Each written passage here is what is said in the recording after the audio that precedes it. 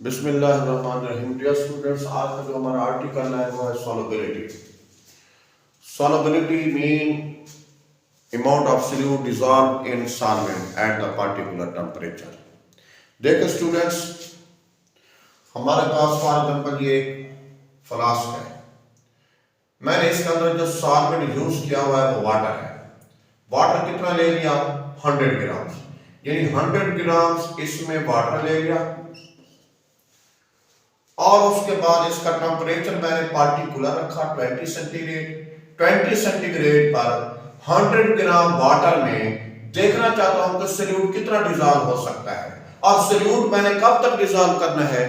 जब तक saturated solution तैयार नहीं हो जाता, यानी कि मैंने maximum amount of solute dissolve करनी है, यानी उस वक्त तक मैंने डिसॉल्व करते रहना है जब तक इस सॉल्वेंट में 100 ग्राम वाटर में जितना सॉल्यूट डिसॉल्व होता रहेगा मैंने डिसॉल्व करना है। और जितनी अमाउंट मैक्सिमम डिसॉल्व हो जाएगी to prepare the saturated solution, आपने सैचुरेटेड सॉल्यूशन तक इसको क्या करना है? डालना है, यानी सॉल्यूट को ऐड करना है। उसको हम बोलते हैं maximum amount of solute dissolved in 100 gram of water या at the given amount of solvent. यानी सॉल्वेंट की कोई और अमाउंट भी आप लिख सकते हैं, लेकिन हम 100 ग्राम में इसकी क्या कर रहे हैं? सॉल्युबिलिटी कैलकुलेट करते होते हैं। तो 100 ग्राम सॉल्वेंट में जितना सॉल्यूट इसके अंदर डिसॉल्व हो जाएगा हमने उसको कैलकुलेट कर लेना है। वही उस सॉल्यूट की क्या होगी? सॉल्युबिलिटी होगी, लेकिन एट द पार्टिकुलर टेम्परेचर, क्योंकि टेम्परेचर चेंज करने से सॉल्युबिलिटी चेंज होती है, इसलिए पार्टिकुलर टेम्परेचर लेना पड़ता है। सॉल्वेंट को भी मेंशन करना पड़ता है और सॉल्वेंट की नेचर को भी देखना पड़ता है। जो सॉल्यूट उसके अंदर डिसॉल्व होगा वो उसी सॉल्यूट की क्या होगी? सॉल्युबिलिटी होगी। फॉर एग्जांपल ये देखें, 100 ग्राम वाटर में KCl कितना डिसॉल्व हुआ, या कॉपर सल्फेट कितना डिसॉल्व हुआ, या सोडियम क्लोराइड कितना डिसॉल्व हुआ। सॉल्वेंट की अमाउंट इक्वल है, हमने सॉल्यूट चेंज किए हुए हैं।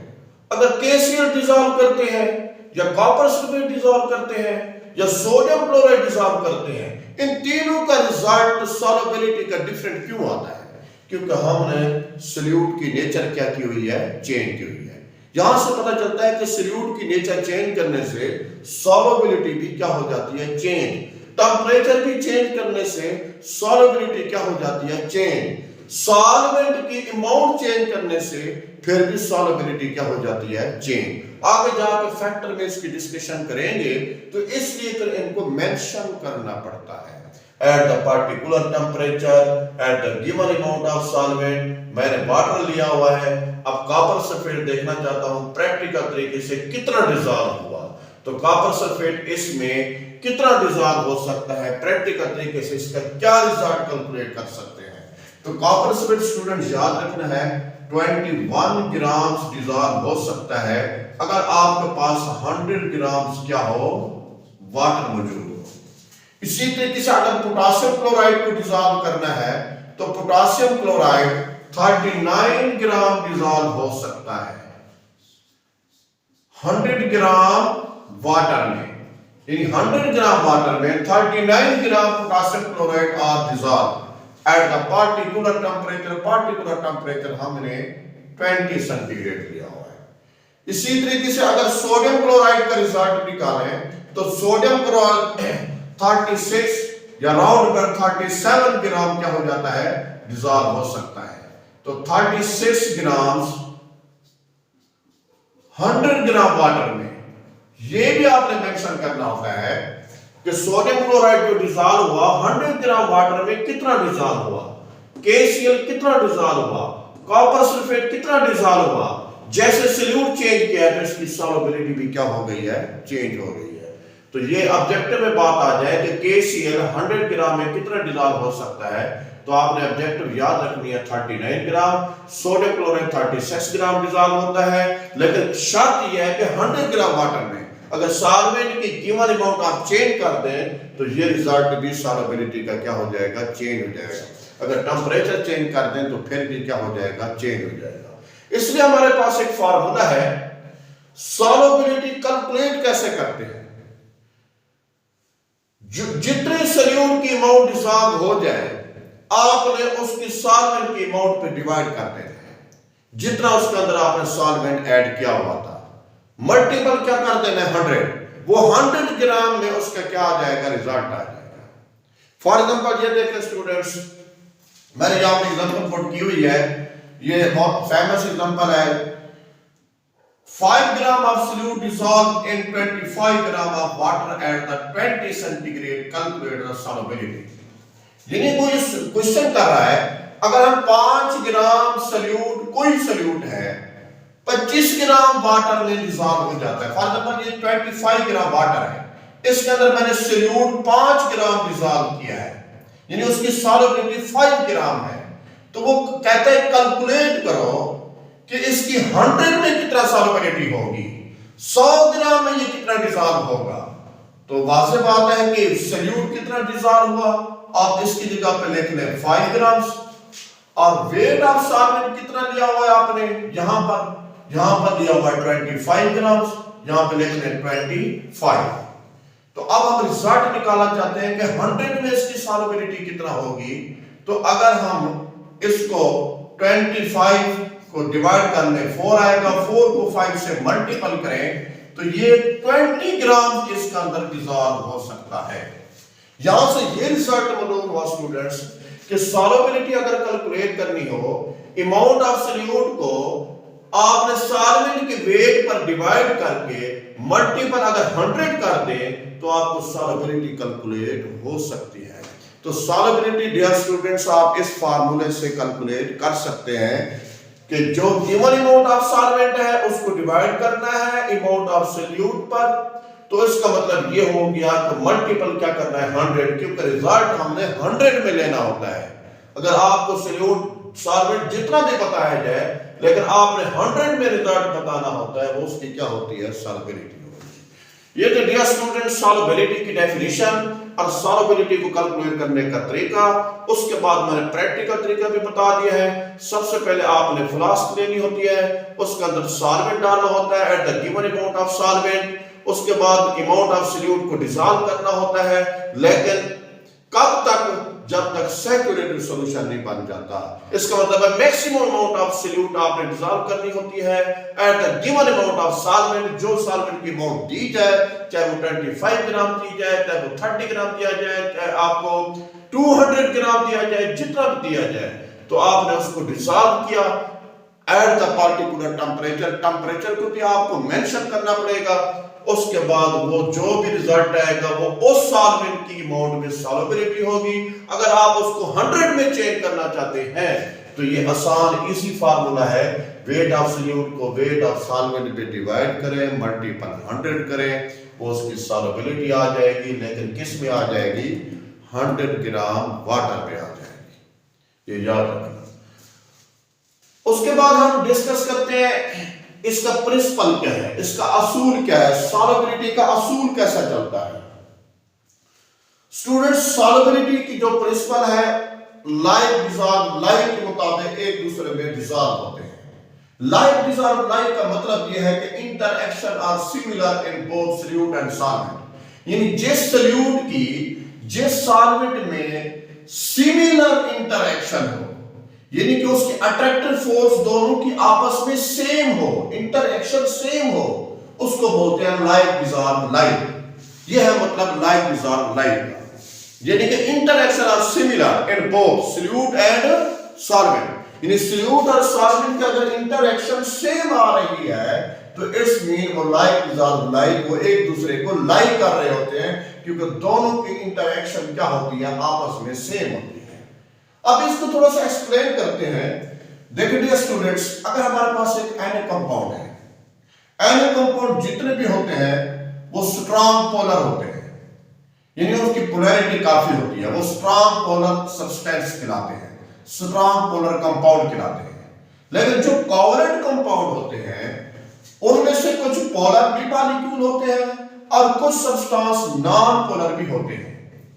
यानी कि अब कोवलेंट कंपाउंड को दो कैटेगरी में डिवाइड कर दिया, पोलर एंड नॉन पोलर। इसको फर्दर भी डिवाइड कर सकते हैं, डिफरेंट फोर्सेस होती हैं इंटरमॉलिक्यूलर फोर्सेस की। हम इस बात को यहीं पे सम अप करते हैं तो कोवलेंट कंपाउंड को सिर्फ दो कैटेगरी में डिवाइड कर दिया, polar molecule and non polar. अब हम देखते हैं कि कौन सा कंपाउंड किस में डिसॉल्व हो सकता है, कौन सा मॉलिक्यूल किस को लाइक करता है। लाइक का मतलब हम एग्जांपल से लेते हैं, मैंने ऊपर उसकी डेफिनेशन बता दिया। अगर इंटरेक्शन सिमिलर है तो लाइक है, एक दूसरे को लाइक करेंगे। एक दूसरे की नेचर अगर सिमिलर है तो डिसॉल्व हो जाएंगे, मिसिबल हो जाएंगे, वरना उसके अंदर डिसॉल्व नहीं होते। अब देखें, अगर मेरे पास यहां पर मैं ले लेता हूं सॉल्वेंट HF, हाइड्रोफ्लोरिक एसिड। अब हाइड्रोफ्लोरिक एसिड में अगर फॉर एग्जांपल मैं सोडियम क्लोराइड डाल लेता हूं, अब इनकी नेचर, इनकी जो डिसॉल्विंग है वो मैक्सिमम होगी। क्यों? क्योंकि इसके इंटरएक्शन आपस में क्या है, सिमिलर है। ये भी स्टूडेंट स्ट्रॉन्ग पोलर है और ये भी स्ट्रॉन्ग पोलर है, यानी कि इसकी भी पोलैरिटी बहुत ज्यादा है, इसकी भी पोलैरिटी ज्यादा है। इंटरएक्शन आपस में सिमिलर है, ये बहुत ज्यादा हद तक एक दूसरे में क्या हो जाएंगे, डिसॉल्व हो जाएंगे। तो इसका मतलब ये हो गया, ये कंपाउंड मोस्टली क्या हो जाते हैं, सोडियम क्लोराइड हाइड्रोफ्लोरिक एसिड में डिसॉल्व हो जाएगा। इसी तरह KCl भी डिसॉल्व हो जाएगा, इसी तरह कॉपर सल्फेट भी इसमें डिसॉल्व हो जाएगा। क्योंकि ये आपस में नेचर इनकी क्या है, एक जैसी है। इट्स मीन ये भी स्ट्रॉन्ग पोलर है और ये भी स्ट्रॉन्ग पोलर है। लाइक डिसॉल्व लाइक के हिसाब से एक दूसरे में इजीली क्या हो जाएंगे, डिसॉल्व। अब हम ये देखते हैं, ये अगर ये भी तो पोलर है और ये भी स्टूडेंट्स क्या है, पोलर है। अगर ये इसमें डिसॉल्व करें तो फिर क्या डिसॉल्व हो जाएंगे। तो स्टूडेंट्स याद रखना है कि ये भी इसमें भी डिसॉल्व हो जाएंगे, क्योंकि ये कोवलेंट कंपाउंड है, लेकिन है कौन से, पोलर।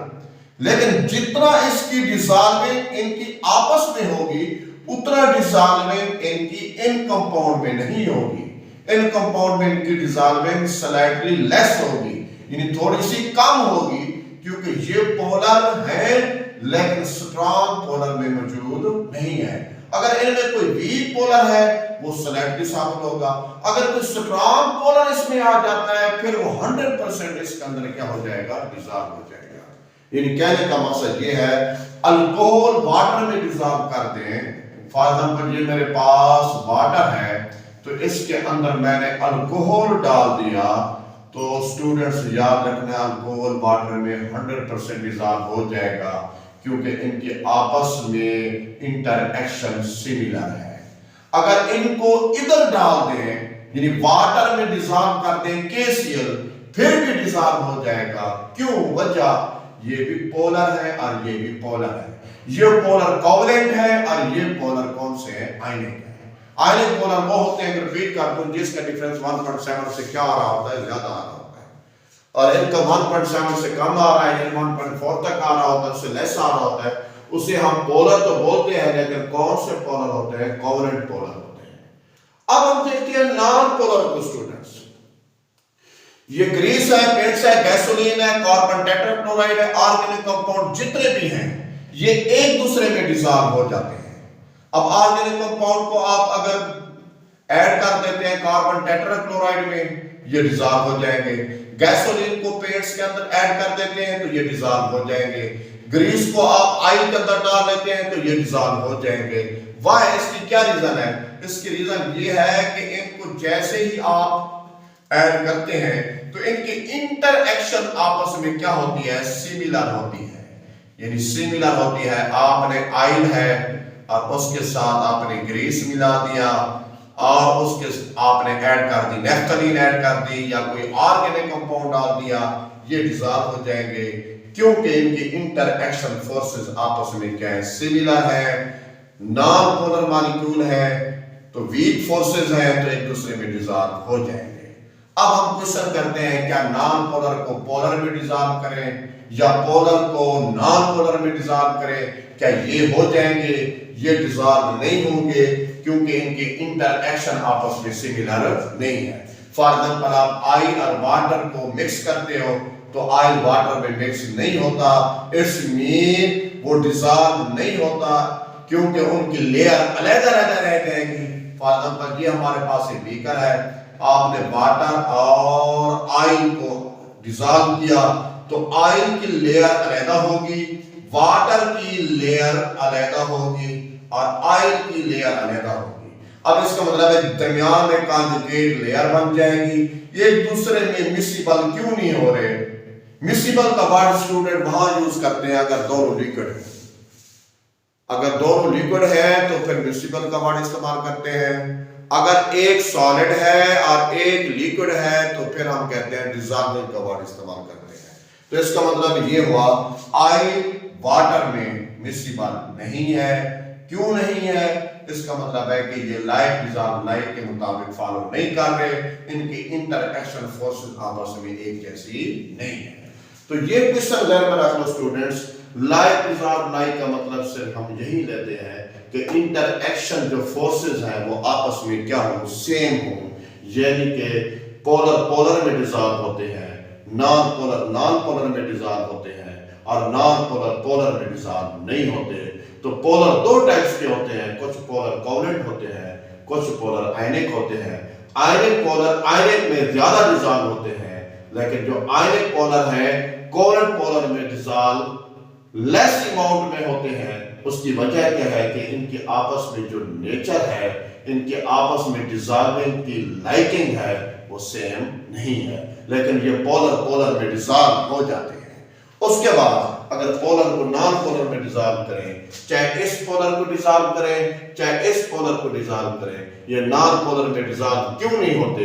क्योंकि लाइट डिसॉल्व लाइट के मुताबिक इनके इंटरएक्शन आपस में सिमिलर नहीं होती। तो ये था उसके प्रिंसिपल था स्टूडेंट्स। तीन बातें मैंने डिस्कस की हैं कि आयनिक कंपाउंड और कोवलेंट कंपाउंड, पोलर जो चाहे कोवलेंट के हों चाहे पोलर आयनिक के हों, ये आपस में डिसॉल्व क्यों करते हैं? क्योंकि इनके इंटरएक्शन जो फोर्सेस हैं वो आपस में सिमिलर है। इसी को बोलते हैं लाइट डिसॉल्व लाइट। अल्लाह।